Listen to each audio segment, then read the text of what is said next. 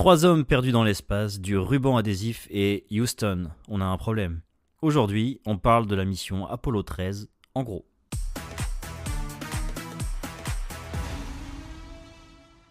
Alors en gros, Apollo 13, c'est la 3e mission du programme spatial américain Apollo, qui faisait atterrir des hommes sur la Lune. Cette mission-là, elle s'est déroulée en 1970.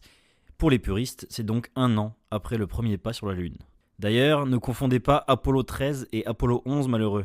Pour rappel, Apollo 11, c'est celle qui a marché. C'est un petit pas pour l'homme, un grand pas pour l'humanité. Et c'est un film avec Ryan Gosling. Apollo 13, c'est celle qui n'a pas marché. C'est Houston, on a un problème. Et c'est un film avec Tom Hanks. Ça n'a rien à voir. Apollo 13, donc. C'est l'histoire de 3 astronautes partis pour se dégourdir les jambes au soleil. Enfin, sur la Lune. Enfin, vous m'avez compris. Dans la fusée, on a Jim Lovell, 40 ans. Commandant de mission, vétéran du programme spatial avec déjà 3 vols. Wow. On a aussi Fred Hayes, 35 ans, pilote du module lunaire. Lui, c'est sa première mission spatiale. Et putain, il va être servi. Et enfin, on a Jack Swigert, 38 ans, pilote du module de commande. Lui aussi, c'est son premier vol. Et à la base, d'ailleurs, il a rien à foutre là. Une semaine avant le vol, il a remplacé un autre camarade pour cause de rougeole. La chatte, il a la chatte. Et pas tellement. Pour nos 3 héros américains, la mission elle commence normalement, avec un décollage qui a lieu le 11 avril 1970 donc. Bon, le moteur central du 2e étage du lanceur, il s'éteint 2 minutes trop tôt, mais il n'y a rien de catastrophique. Ah, vous savez, c'est de la belle conception les fusées. Ce genre de problème-là, ça doit même pas provoquer une seule goutte de sueur. Les autres moteurs fonctionnent un peu plus longtemps, et allez, roulez jeunesse. À mi-chemin, après 56 heures de vol, là on peut parler de sueur. 16 secondes après une opération de routine, l'équipage entend une explosion. Le genre de truc que tu dois pas du tout avoir envie d'entendre quand tu es à 300 000 km de la Terre. Dans un film d'horreur, c'est là que les premiers cris auraient retenti. Dans la vraie vie, Swigert est plus flegmatique. Houston, nous avons eu un problème. Eh oui, je sais, c'est pas Houston, on a un problème. Eh, je sais, c'est décevant. Mais c'est la vérité. Pas merci, Tom Hanks. Après, on peut excuser Swigert de pas avoir paniqué plus que ça. Depuis l'intérieur du cockpit, les 3 gaziers, ils se rendent pas encore trop compte du délire. Ceux d'en bas, en revanche, ils ont de quoi flipper.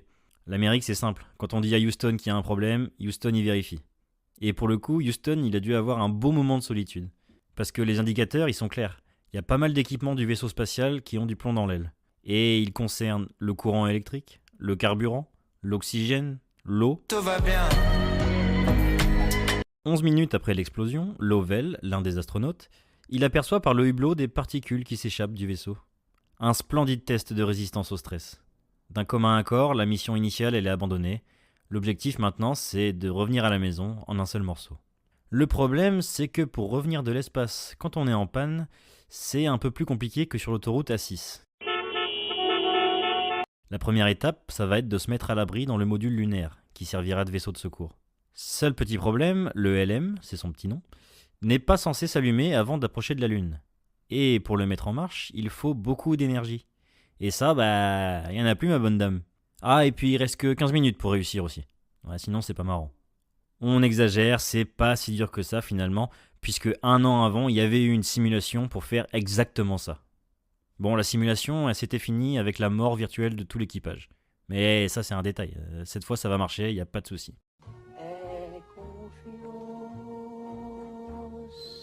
Et effectivement, l'huile de coude est excellente. Ah, ils sont forts ces Américains. Nos 3 amis sont maintenant réunis dans le module lunaire. À Houston, c'est clairement pas le moment de faire la sieste. Chez les spécialistes, ça carbure sec. Comment on fait revenir les petits copains ? 2 options sont sur la table. Sortez une feuille, on va faire les pour et les contre. D'abord, on a le choix du demi-tour direct. Pour, c'est rapide. Contre, on sait pas bien à quel point le vaisseau est endommagé et la manœuvre risque de faire exploser tout le monde. Ouais. Deuxième choix, faire le tour de la Lune comme prévu et changer la trajectoire au dernier moment.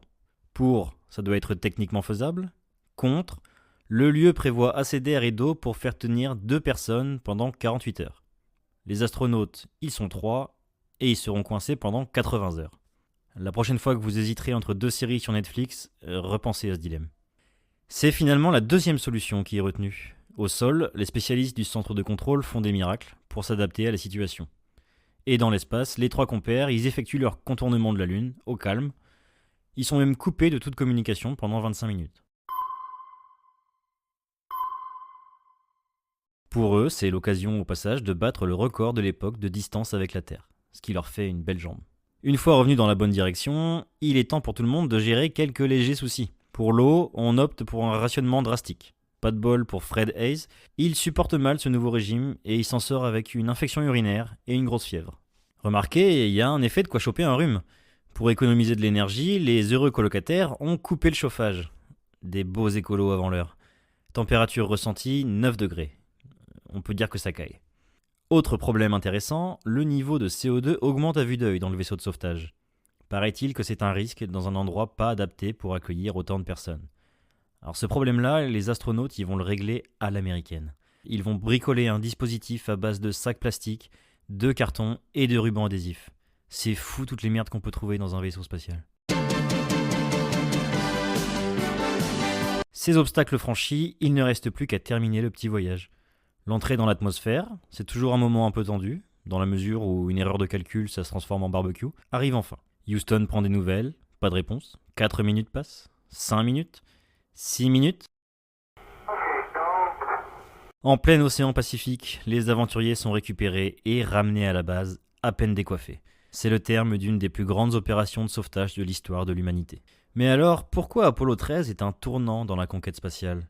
Bon, je vous fais pas un dessin, l'histoire elle est folle déjà. On revient pas là-dessus.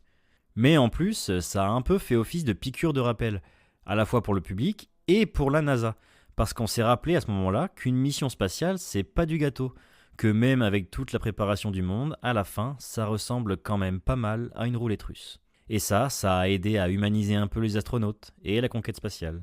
En gros, Apollo 13, c'est la mission qui a prouvé que quand on est américain, on peut parfaitement rater un objectif sans sortir indemne et faire un beau film à la fin. Voilà ce qu'on pouvait dire en gros sur la mission Apollo 13.